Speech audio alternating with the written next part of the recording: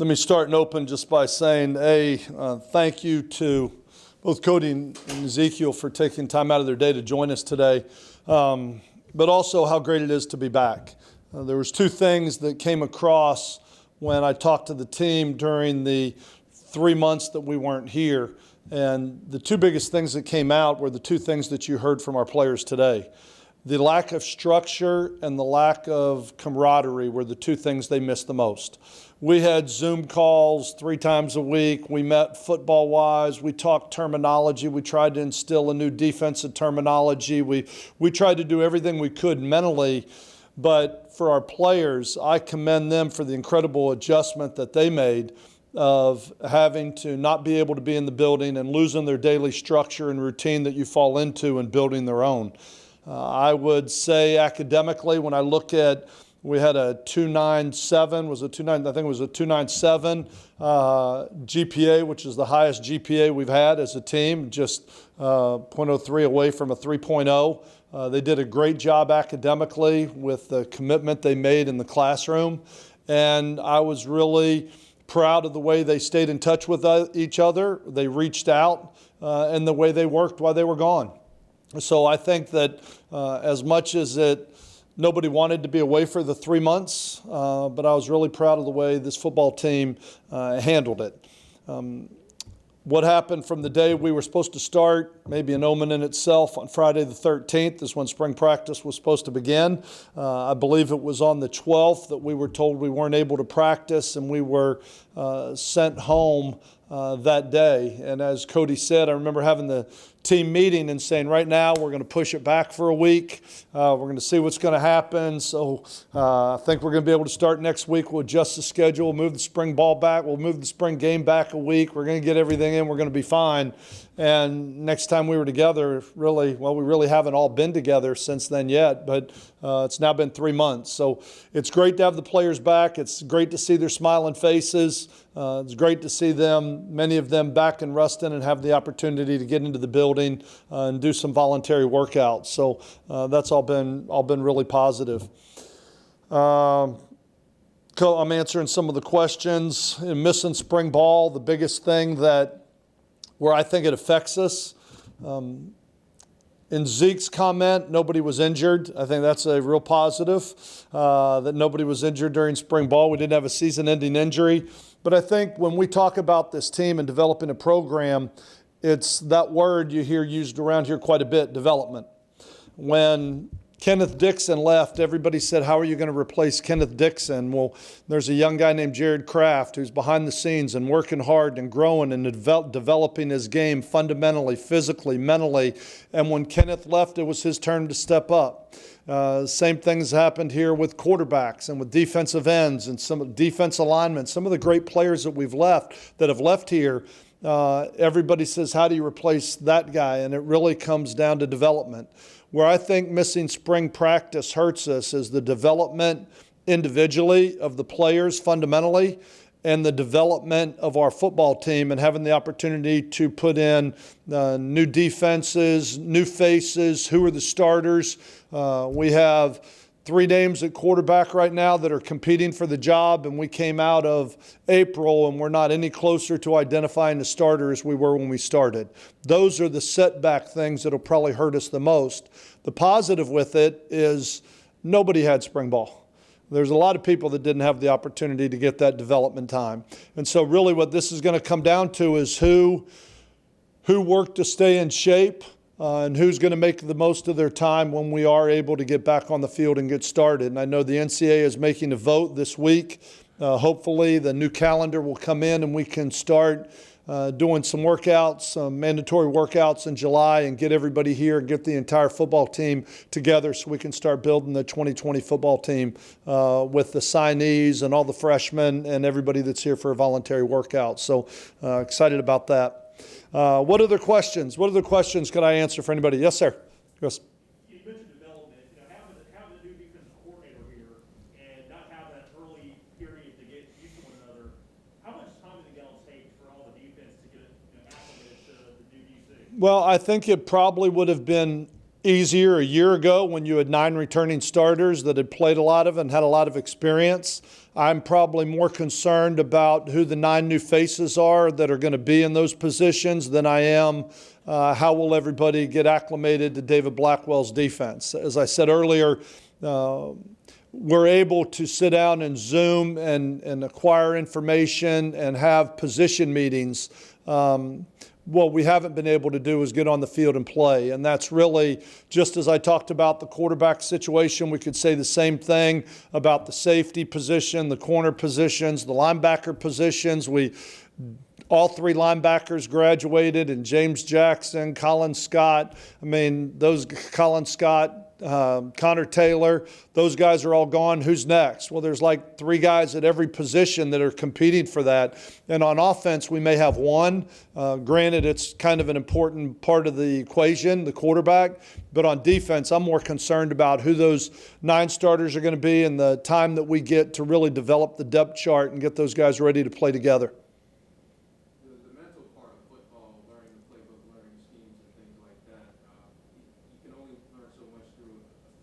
Agreed. How valuable is it, in a sense, to be closer to your players so we can explain things a little bit more beyond just doing.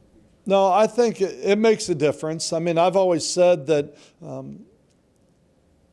learning or communicating is about 70% visual.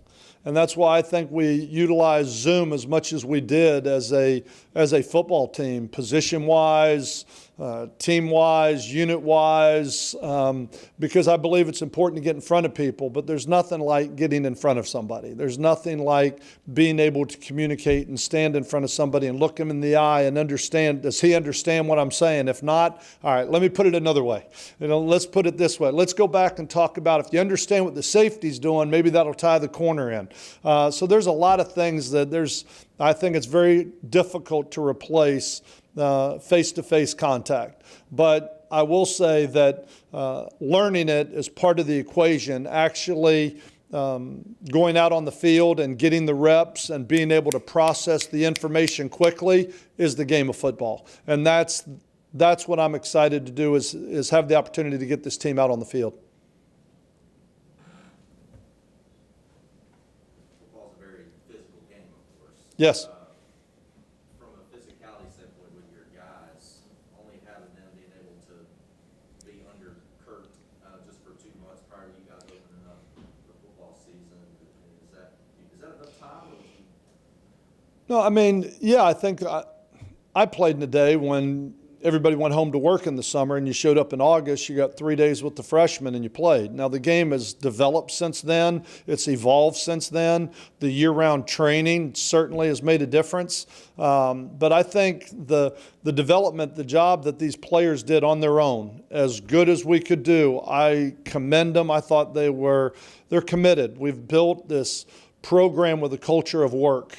And that didn't change when they went home. I think they've done a great job of keeping themselves in shape and following workouts in order to get themselves ready to play.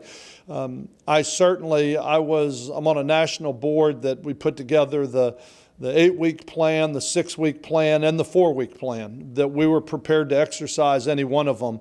And I am hopeful that with the number of players that have had the opportunity to come back and they get this whole June of getting their feet up underneath them, then that gives us really July to really train hard to get ready for the season, to prepare our bodies for what we're going to go through for not only fall camp, but for the season as well. I think Kurt Hester is one of the best in the business as far as taking care of the players. Kurt does a great job of understanding flexibility, stretching, recovery. There's going to be a lot of people that are going to try and make up time. There's going to be a lot of people that are going to try and make up 3 months starting June 1. And I think you're going to have some of those type of situations. You could have a lot of injuries. So I think with the intelligence of Kurt Hester and the job that he does, I feel very confident that having the players here in June, predicated on what happens with the calendar this week, if we can get the rest of the team here in July to get some things done and we can start kind of a rolling start into August, I certainly think that it will be enough time for us to eliminate some injuries and get our players ready to play. You kind of touched on this earlier, but just talking about how both of your players mentioned the brotherhood and camaraderie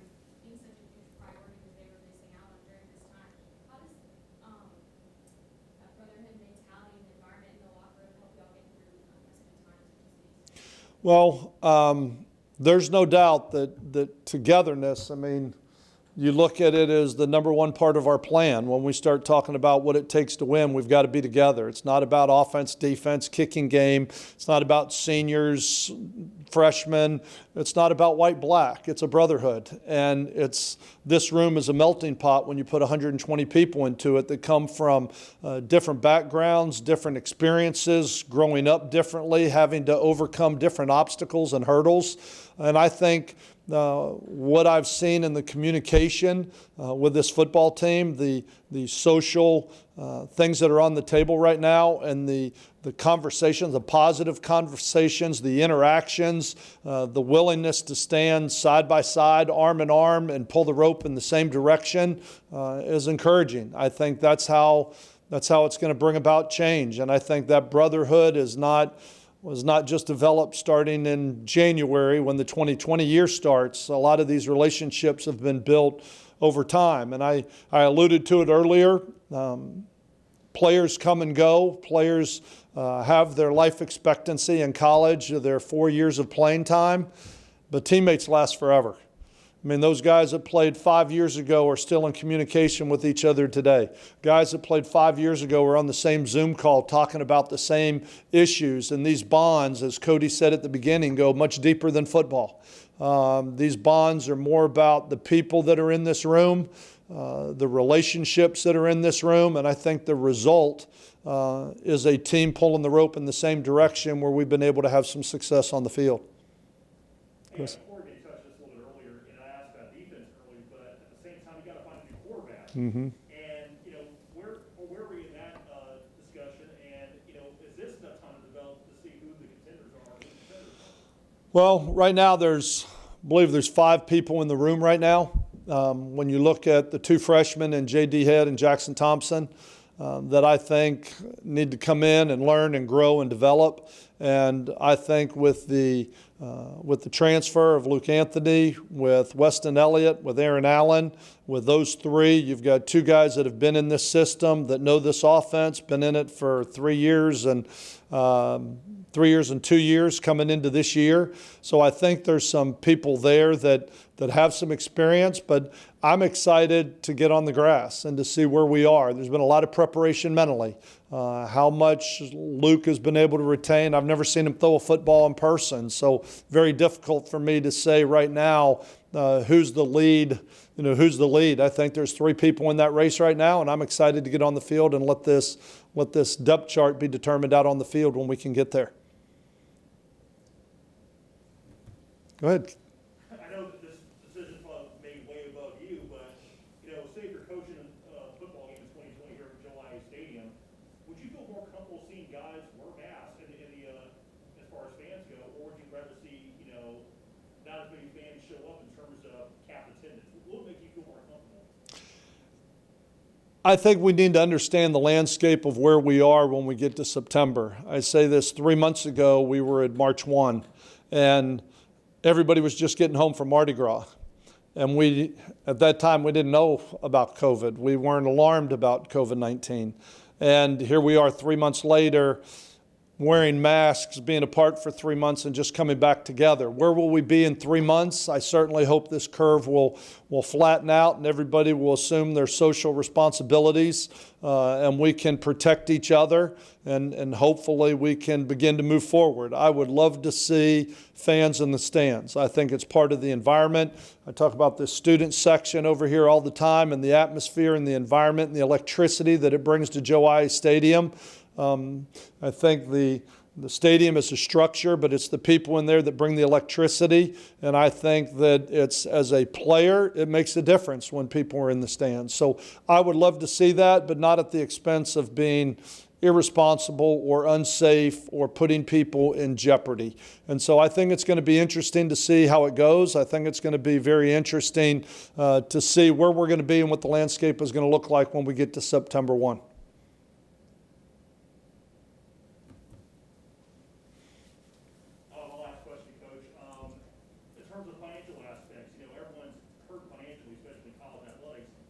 Discussion's been had about things that, maybe we can't, spend as much money on this or that. Have those discussions There are budget cuts. There are budget cuts, and I think everybody right now around the country in college athletics is looking to say, how can we do what we need to do? We can't do everything we want to do, but how can we do what we need to do? How can we do what we need to do to give our players the best opportunity to be successful, but yet be financially responsible as well? I mean, this is something that's hit every college athletic program in the entire country. Obviously, there's going to be cuts. There's going to be things that have to be looked at as you put budgets together as they start to begin. They'll begin July 1 for the upcoming year with the new budgets, and there's going to be some changes. And everybody's going to have to notch their belt, and I think everybody understands that. And I keep using that term, everybody's pulling the rope in the same direction and understanding these are some of the things that we're going to have to do without in order for us to go compete as a program. But people all over the country are making those cuts, and for one program it may be made in one area of the football program, and another one it may be made somewhere else. It's where you've just got to look at your overall budget from staffing, recruiting, travel. I mean, everything you do where you can save every penny you can, but not at the expense at the cost of your players. Anything else for Skip? A year ago, we were looking at the remnants of the tornado, coming back from that. The football team played a big role in helping pull the university, Ruston together, Ruston strong. Did something like that, can that help in what's going on right now, just the camaraderie that was built a year ago? Well, yes, I definitely believe it can help. And you look at the graduating class that just graduated, they've been through things in Ruston nobody's ever been through, with a tornado coming through Ruston, with the COVID-19 pandemic and being sent home and doing classes online, not having an actual graduation to walk across the stage. There have been a lot of things, but I also believe that the true spirit of Ruston, the community, and the people is what came out in the tornado.